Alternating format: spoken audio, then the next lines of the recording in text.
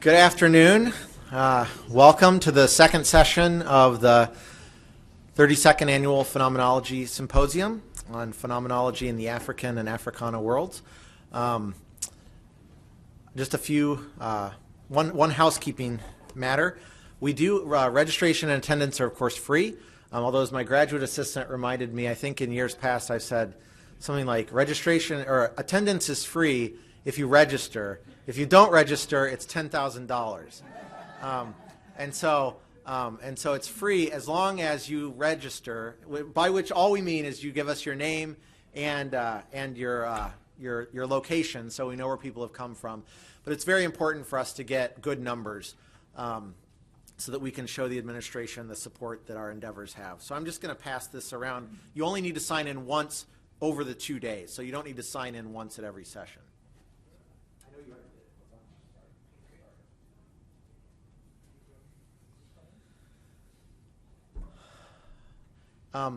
It's also my pleasure to welcome someone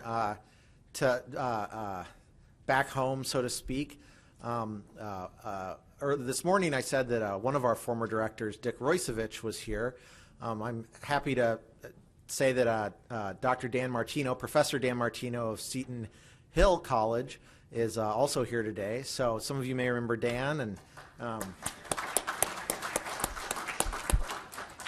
it's nice to see him too. So, well, without further ado, it's my pleasure to introduce Father Elechukwu Ozukwu, who is professor of theology and one of the Spiritan Fathers on campus, to moderate our afternoon session.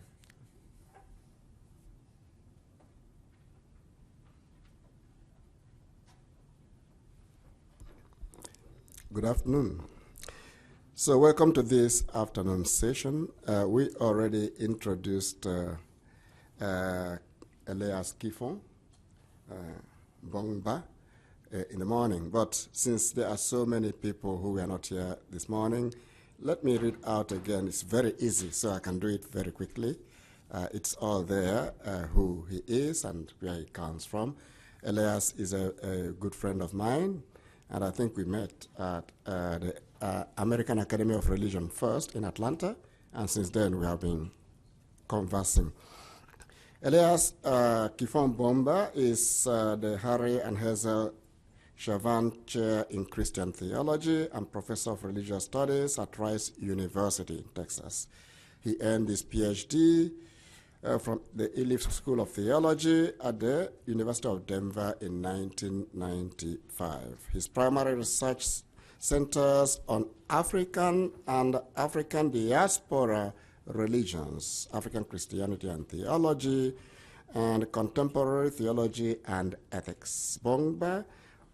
Bomba's work strives to connect African religions with the African and continental philosophic traditions, in particular with Levinas and Husserl, and also with theology.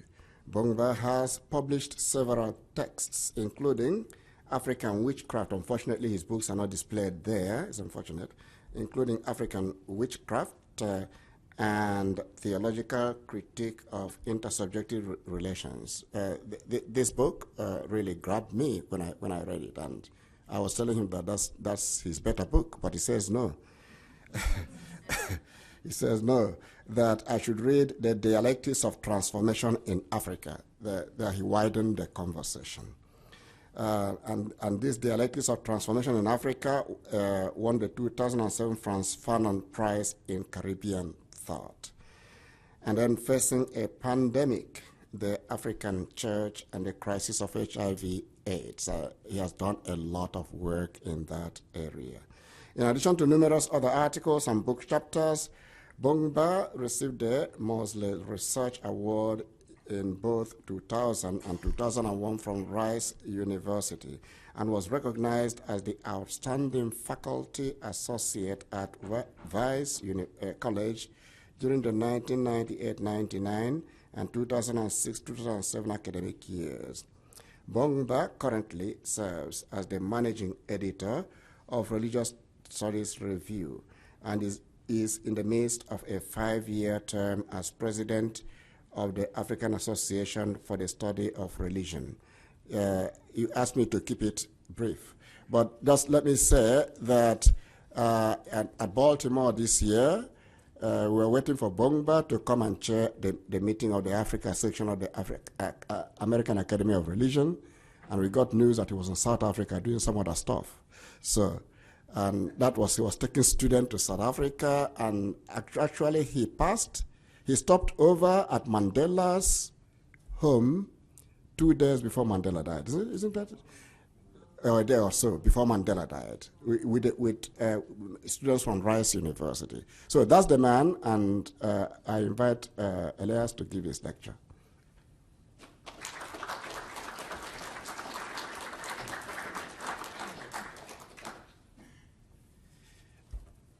You know, being someone who works in the church, when you meet a Catholic clergy, there's always something you are very cautious about. But it was not that way when I met Olokochi several years ago, and we have become really good friends. I owe him a really great sense of gratitude. When we did a panel on a major work that was done in South Africa, he said, look, write a review of this work because it's the best summary of what has happened in religion and HIV/AIDS in Africa. And of course I said, okay, I'll do it. Thank you, thank you, thank you. Then of course, like everybody else, you go home, you forget. And then he very gently reminded me. And then when I sat down and wrote it, he said, look, it is too long. Can you edit it? Then I edited it, and then he came back and said, okay, don't worry, we are going to finish editing what is left. And it's been very generous to me. It is a real pleasure to be here. I can't really say very much about this room. I think it speaks of the long heritage of the university to Africa and the kinds of relationships that you are trying to cultivate. I was very humble, actually, that the president was here this morning. As many of you do, you travel to many places, and sometimes you are lucky if the dean shows up. And to have the president of the university come was very, very meaningful to Senai and I, and we appreciate that very much. This afternoon, we want to do three things. First, I want to make a point about Levinas, which I probably don't need to prolong because we started that conversation this morning already. And then in the second section, I want to talk about the African perspectives of humanistic ethics. And then in the third section, I want to link those two earlier sections to what is probably the most touching social issue on the African continent today, which is homosexuality. The talk is titled Phenomenology of the Face, African Perspectives. And this first section, really, I shouldn't read very much of that, but make a lot of broad general remarks which reflect my take on Levinas. There's a work by Dermot Moran, who is a fabulous phenomenologist, in which his chapter on Levinas, he complains and complains and talks about how Levinas has not really given us any ethical approach, has not systematically sketched out an ethic, but in his own confusing way, I mean, that's actually language that Dermot Moran writes, has placed a lot of things on the table without really elucidating those things. I think the second thing that is part of this paper, but I will not spend time reading, is that this is similar to the kinds of conversations we have seen before.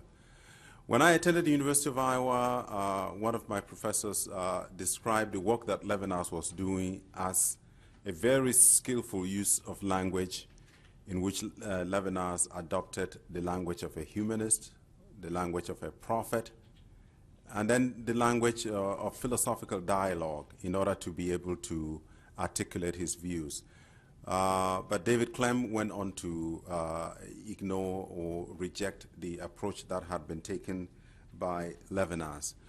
We all are aware also of Derrida's early essay, Violence and Metaphysics, in which he complained that Levinas has spoken in a philosophical language, but at the same time, he has seemed to ignore many of the debates in philosophy and instead privilege what Derrida at the time called the empiricism of the face.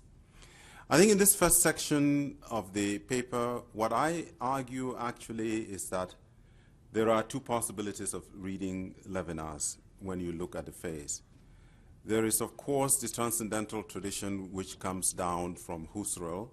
And here I am going to be just simply plain and say that I am referring to the fact that in the transcendental approach, we can all probably recognize that there are a certain set of ideas which provide a starting point, and if we begin from that starting point, we can be able to either speculate or lay on the table certain perspectives on which we can conduct a debate and a conversation. And so those transcendental ideas then become overarching ideas out of which we can carry on a conversation. That, I think, you can see the face in Levinas as a transcendental idea. But I think Derrida is right. There is an empiricism to the face in Levinas, which is undeniable. The face for Levinas is the face of a widow, is the face of a stranger, the face of a poor person, the face of somebody we might say today who is victim of violence, victim of rape, victim of just any kind of thing. And for Levinas, then that becomes a concrete historical face. I don't think that one can actually privilege either of the readings and say, you know, I think both work together. But I am more interested in the face that is the human face. We talked about it this morning already. In going back, the reason Levinas wants to go back to Parmenides is simply the fact that from Parmenides onward, philosophical tradition had lost that ability to see the good beyond being, which Levinas finds in Plato and other people, and for that reason to be able to reconstruct both individual and social relations, we need to get to a point where we can see that face that stands in front of you and tells you, do not murder me. And that's what I think that first evocation in totality and infinity remains very, very convincing. There's a lot more I can say about this, but I think in summary, what I argue in this section is that Levinas speaks about a face that we can identify with. We can see the face of the other person. And why is this important from his perspective? He says, of course, we all know this in different ways, whether he's talking about difference, exteriority, whether he's talking about transcendence, that human face, when I stand in front of that human face, invites me and calls me to responsibility for the other. We can debate about, you know, then who am I then? Of course, Levinas would argue, probably not as well sketched as we would like him, that I am an other for another person. The debate between, you know, whether his articulation of the third person really expands and suggests sociality in the sense in which we will understand that I have become an other for another person remains open. But there's absolutely no doubt that if someone is an other to me, I am an other to somebody, and that's the way Levinas sees that relationships should be reconstructed. Now, that's I don't need to read the first 10 pages of my talk, which is constructed, but that's a summary of that section. The second section, then, is devoted to the African perspective. The African perspective is centered around a concept which is becoming very, very popular now. And that is what is called Ubuntu, which really is, I think, it calls a language and part of the Ubuntu languages.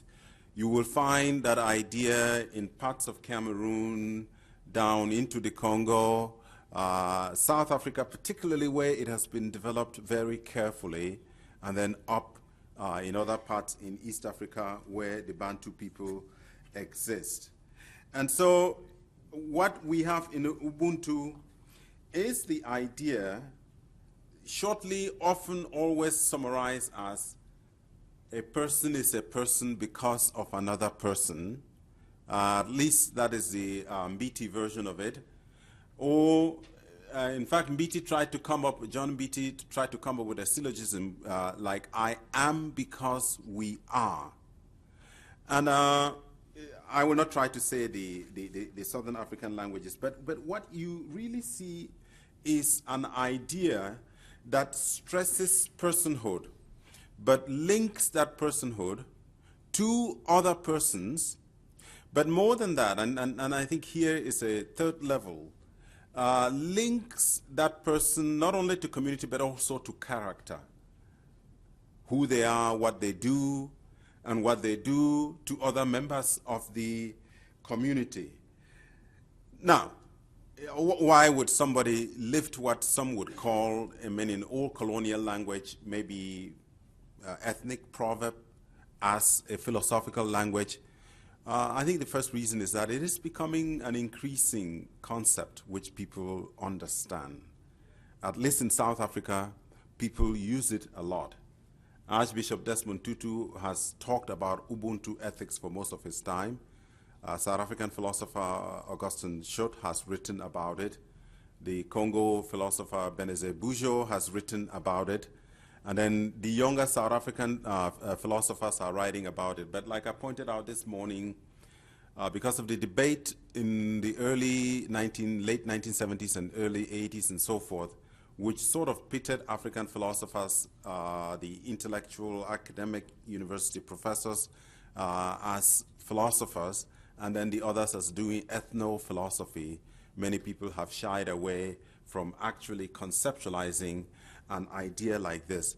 But I think those days are gone, because look at where we find a definition for Ubuntu. The Collins English Dictionary describes Ubuntu as humanity or fellow feeling.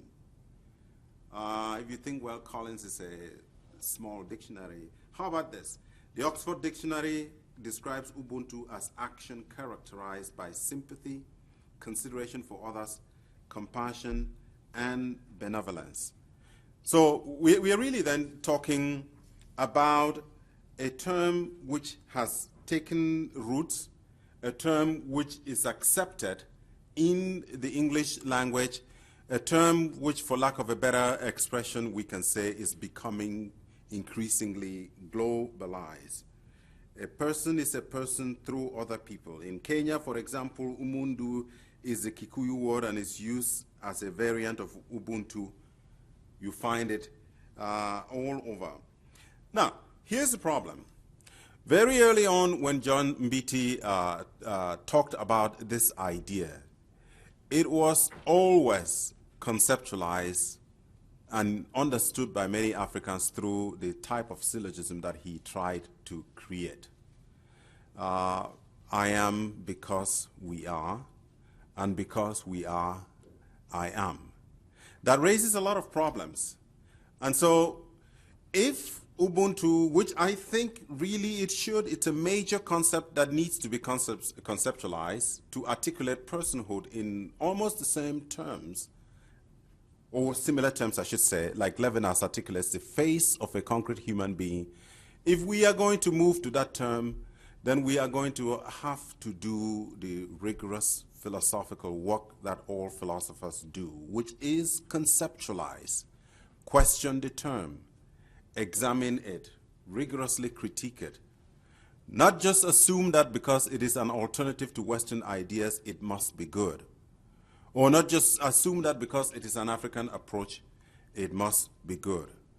What am I talking about? Several examples. I think, first of all, we need to get past that syllogism. I am because we are, and because we are. It is something similar to Descartes' methodological approach. And that's the way most people have compared it to. I think, therefore, I am. But I think the mistake here is that the Cartesian syllogism was really stating a methodological approach which he used to come to a point that he can actually say he exists or something exists and so on and so forth.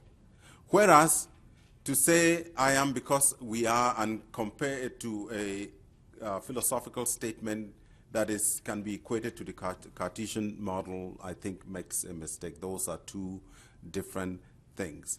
I think Ubuntu, the claims of Ubuntu make a substantial claim about the nature of a human being, whereas the Cartesian concern is with a methodological approach that arrives at a place where a person can begin to affirm certain things.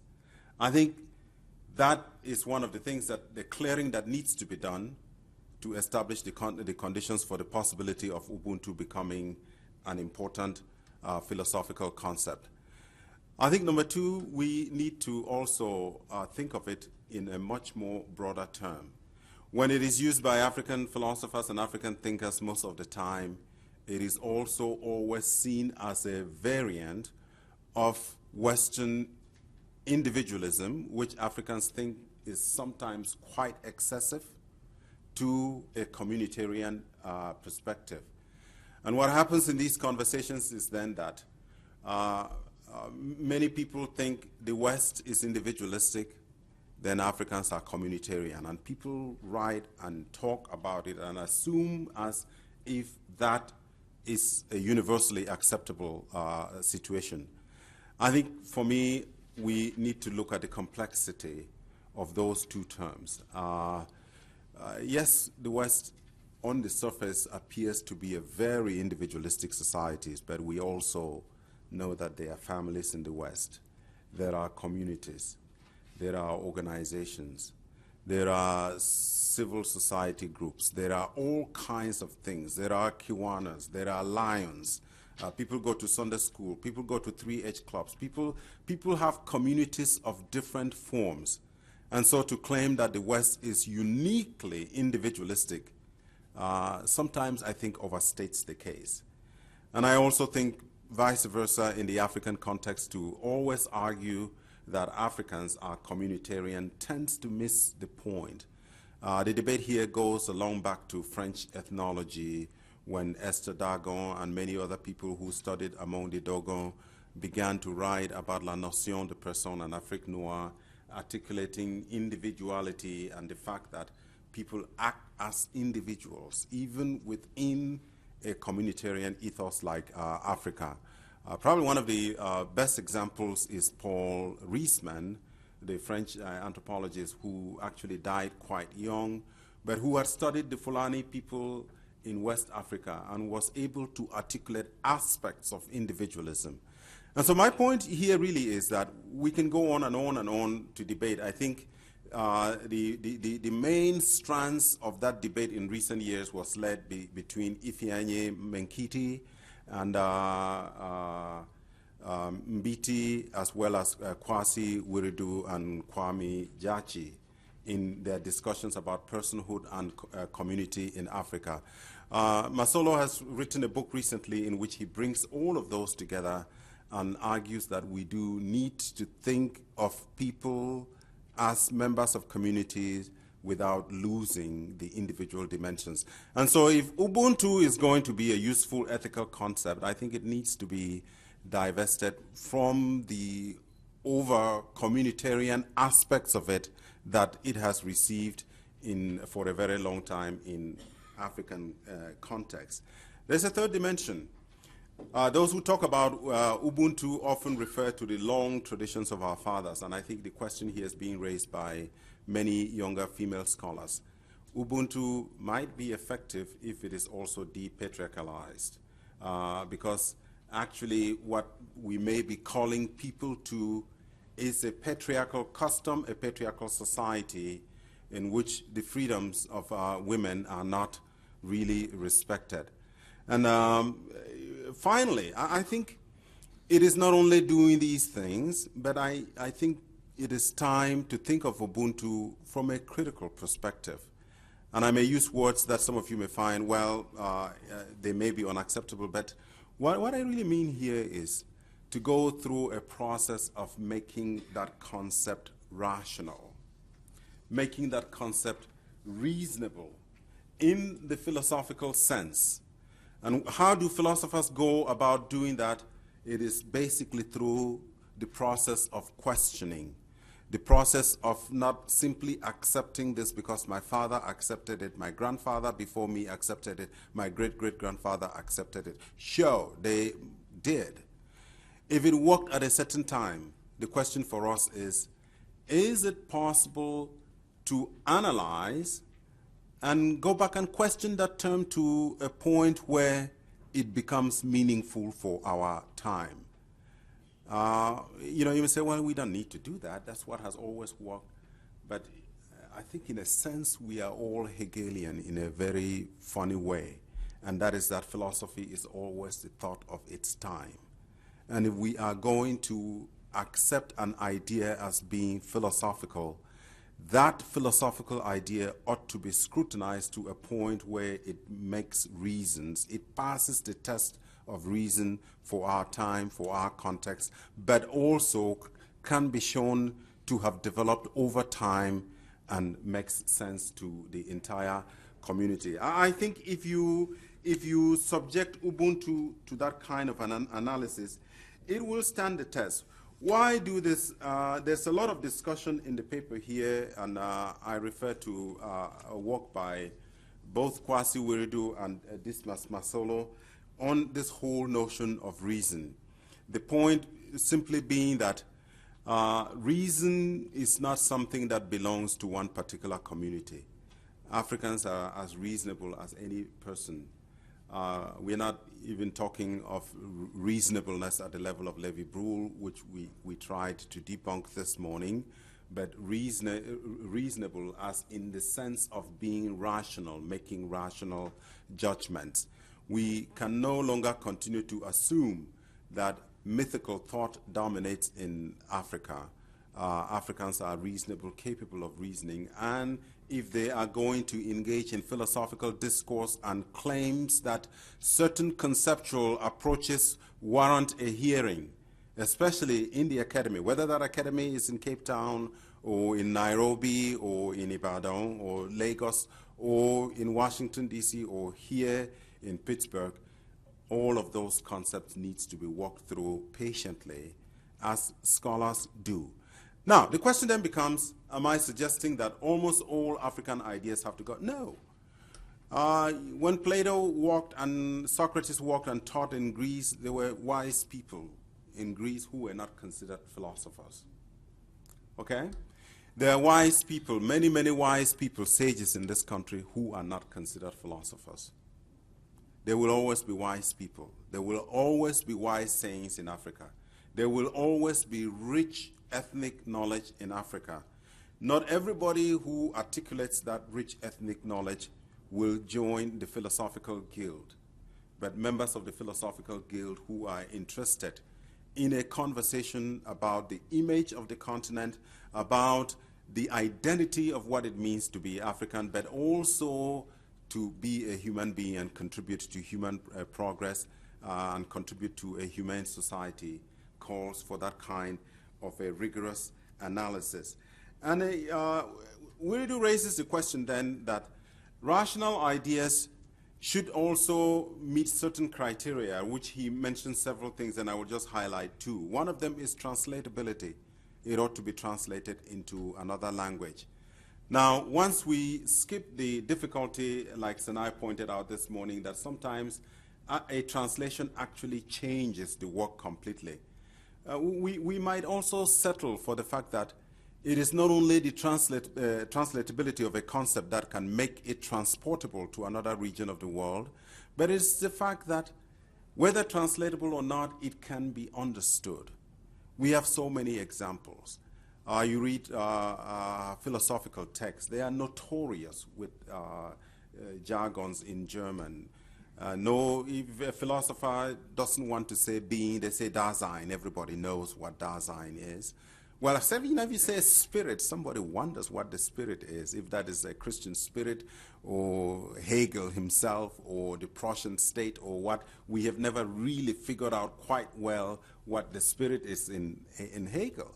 But that makes for interesting analysis. It makes us want to go back to him and find out what it is. But my point here is that even if Ubuntu is not translatable into the English language or in French, at least we can define it. We can understand it within certain parameters. This is what this idea means. And for that reason, it can be appropriated in a different context and provide thought for ethical analysis, as I am arguing here. I think variants of that are beginning to emerge everywhere. Does this ring a bell for anybody? It Takes a Village. Who is the author of It Takes a Village? You figured out. You're a 2016 presidential candidate, Hillary Rodham Clinton. But you see, that's an African idea. It takes a village. And so what I'm saying is, you cannot take that to the classroom and say, oh, this is a philosophy. What philosophers would do then is would go back to that phrase and say, look, what does this mean? Why does it work? Is it reasonable? Why is it reasonable? Good philosophers may actually find one term that can actually encapsulate that. Boom, a new idea is born. That's exactly the kind of thing I am saying Ubuntu measures this. And very quickly before I go to the third section, if Ubuntu is about a person and about a community, if Ubuntu then involves individuals and involves a social understanding of what it means to live in community, it is then possible to make a connection between the notion of Ubuntu and a person in the way that Levinas articulates a concrete historical person who is situated. And part of it develops this, but we talked about this morning. Sinai talked, I think, very eloquently about the post-colonial, which I call the post-neo-colonial condition in Africa. If Ubuntu spells out personhood and spells out character, spells out our understanding of hospitality, openness to the other person, we can begin to see that as some idea that in a certain way appeals or allows us to appreciate the logic. The difference here is that for Levinas, the human face is actually what brings to focus. It's the phenomenon, it's what appears that we cannot dominate, we cannot control, we cannot totalize. But under Ubuntu, it is the whole person. It is the whole person. It doesn't mean that one is more important than the other, but what I am saying is that Ubuntu, in a very powerful way, captures the reality of a human being who is related to another being, whom we could apply by using phenomenology, the same kinds of ethical categories which Levinas introduces. And if this person is a person because of another person, then whoever is being described as person in that relationship cannot be totalized and should not be totalized. Now, let me bring this home, I think, in a way that may actually capture our conversation. What do you see?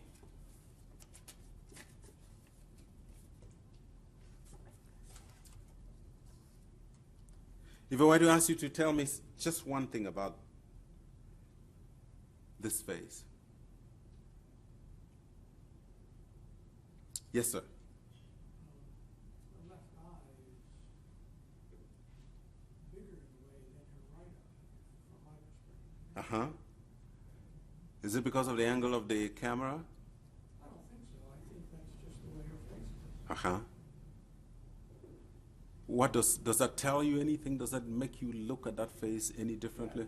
Well, what it does, it makes you look at the face more. Okay. Because it's not like what you might consider like symmetrical, although no faces are. But hers is, it's exaggerated in a certain way there. Okay. It makes it more, makes you pull in. Okay. Let's pull these two faces. What do you see? These three images are South African images. I see sisters. You see sisters? You see mother and daughter?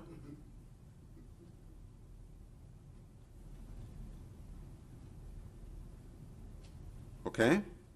Let's move on. What do you see? This is. It's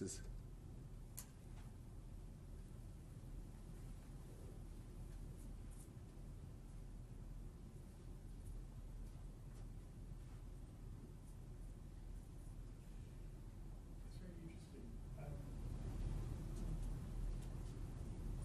The fact that we're stuck on the question of what we see means that what we see is enigmatic and is an opening that excites the imagination. Yeah. And the questions. The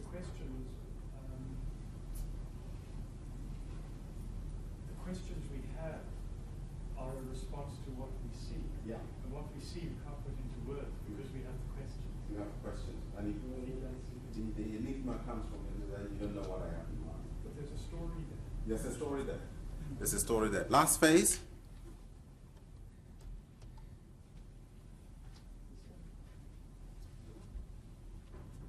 So we started with the image of one woman, then another image of two women, an image, those are all from the KwaZulu-Natal region of South Africa. Then the third image, the guy, was from Uganda.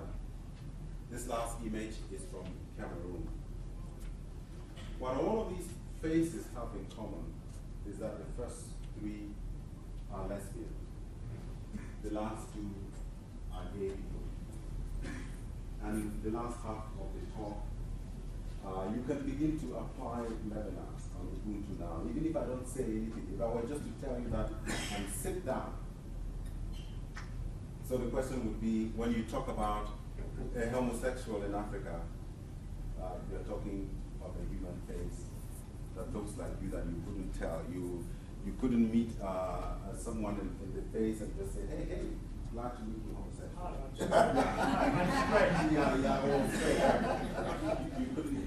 You get my point?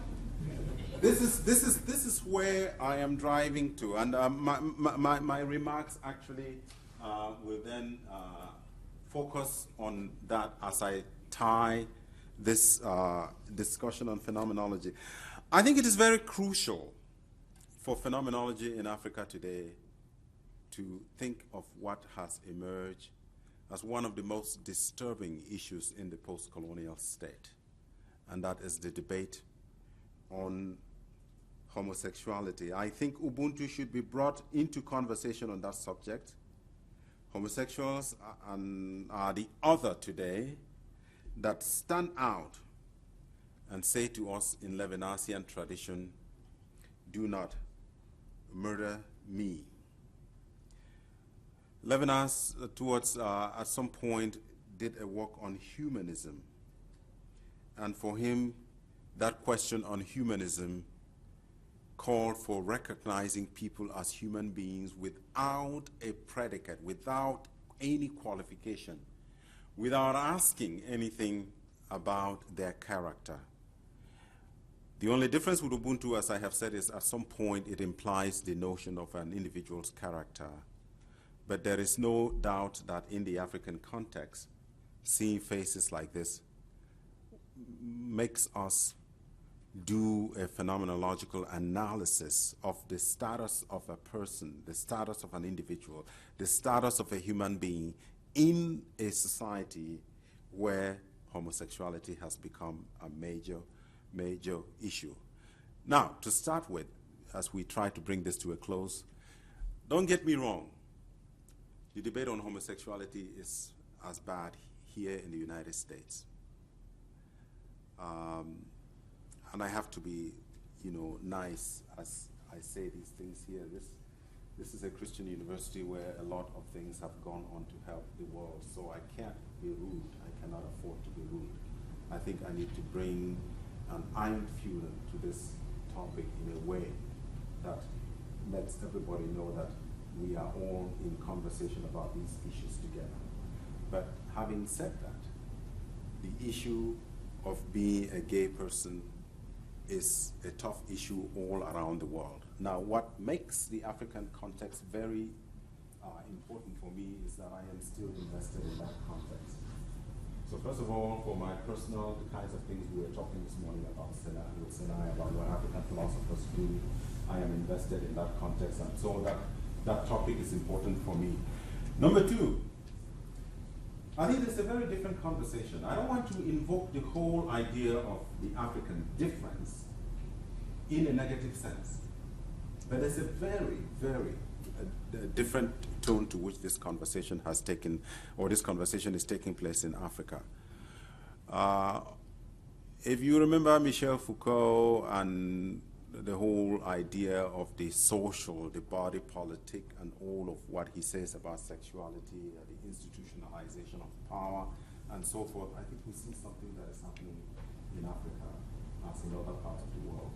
Both the state and the church have become very active in fighting and attacking homosexuals in Africa.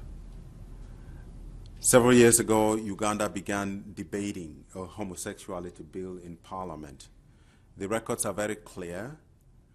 The member of parliament, Mr. Bahati, who wrote that bill, was very influenced.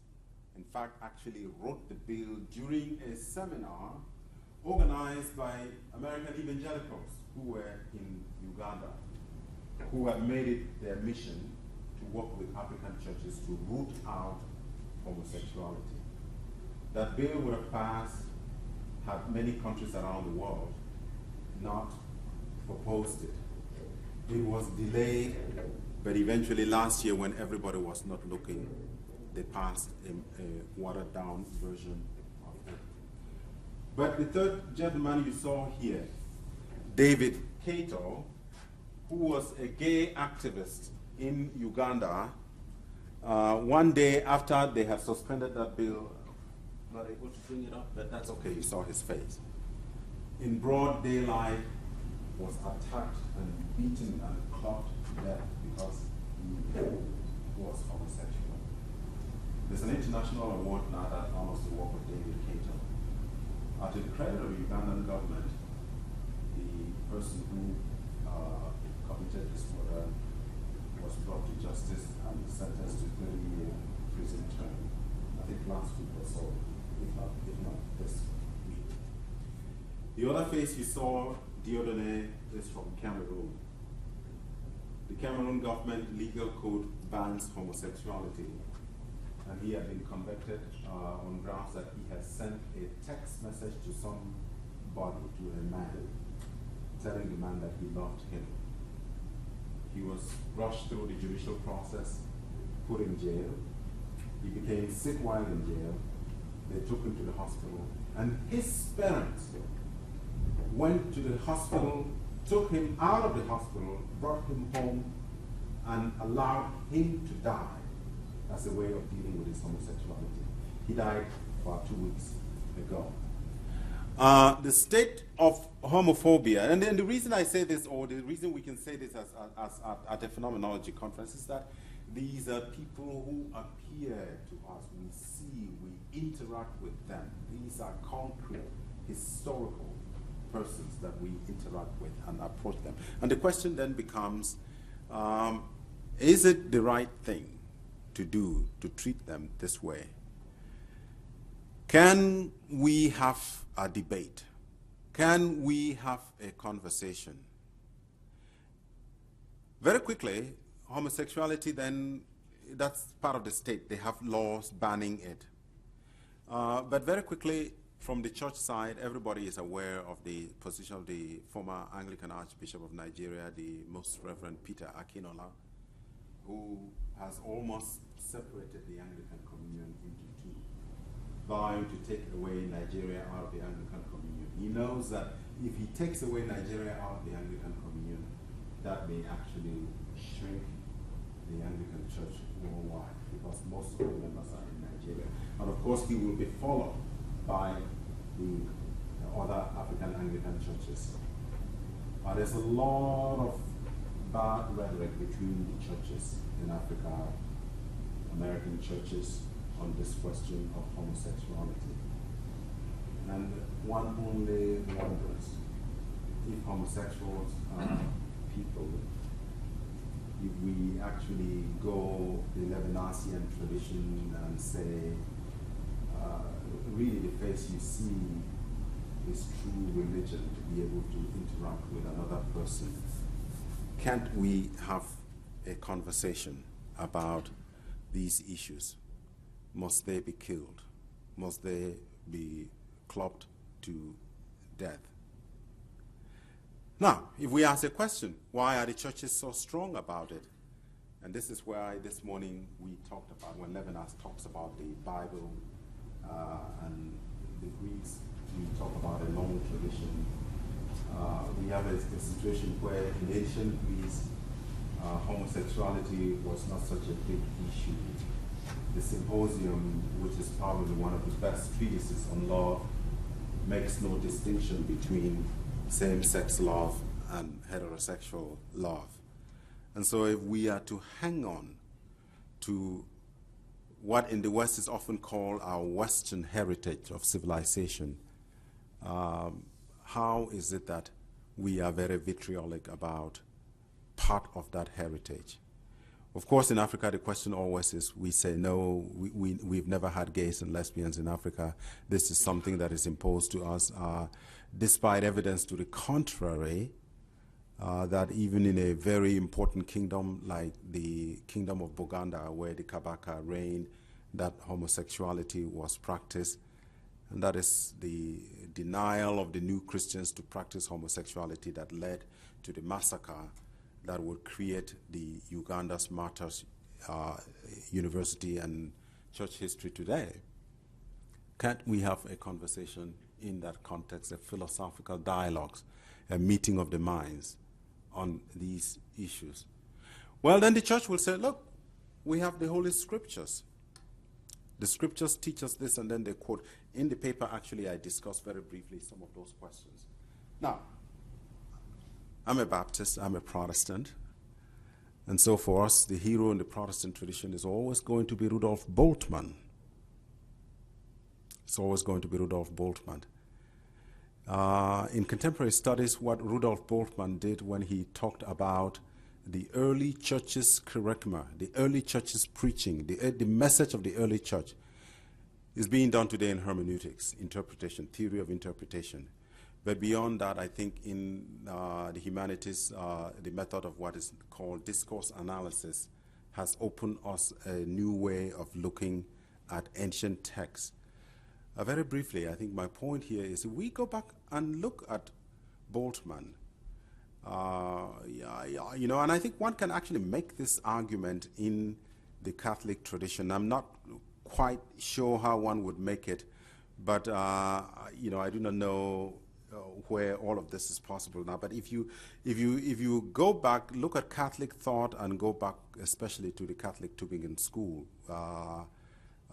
Johann Sebastian Dreyer, Moeller, and all of those people. I'm not saying that you find text in them that supports this, but you are going to find very creative minds wrestling with how to understand the text. But back to Bultmann. I think Bultmann argues that if you look at the New Testament, the kerygma, the proclamation, which will form the nucleus of the Christian society for the early church, was that this guy of Nazareth did not just rock out. He actually was a great teacher. He died, rose again, went up to heaven, and he's coming very soon. And so in the meantime, here are some things we can do. We can love one another. We can comfort one another. We can do all of this. And so the New Testament, in that sense, then, was not intended to be a perennial text which will provide guidance for everybody. It was an ethic that was proclaimed at that time. So Bultmann actually argues that the proclaimer became the proclaimed as time went on. Then it became Jesus. And so my point here is that if we were to go back and look through the lens of discourse analysis, but also through the lens of critical reading, and I would be the first to admit this is the Protestant liberal tradition of reading the text. What does it say about hanging on to a particular text which in turn makes us ignore the face? Or a particular text which allows us to carry out inhumane activities against members of the society with whom we share a common humanity. I think at this point the Levinasian approach would be, hey, look, we can't do that. Character doesn't even count. It is just that this is a human face who ought to be accorded responsibility, and that responsibility is always going to be my ethical responsibility towards that person. And in this case, we would say, regardless of whether that person is gay or homosexual, we need to be responsible and show responsibility to that person. And I think, on grounds of Ubuntu, like we articulated, and if these are worked out, we have a compelling case that the common legislative activities that are going on in Africa, the common sort of broad sweeping generalizations made by church leaders without a careful consideration, to a certain extent, violate the humanity of other people. And I will leave there and then we can talk about it. Thank you very much.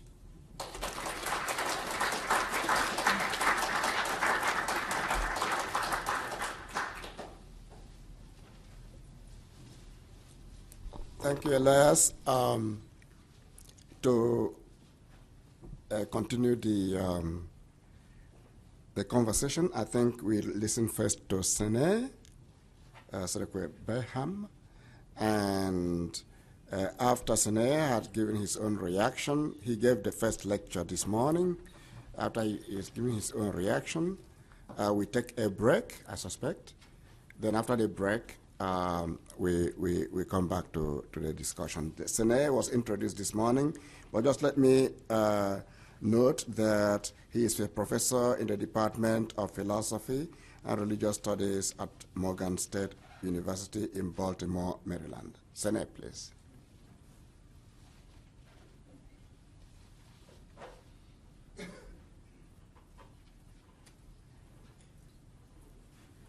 Okay.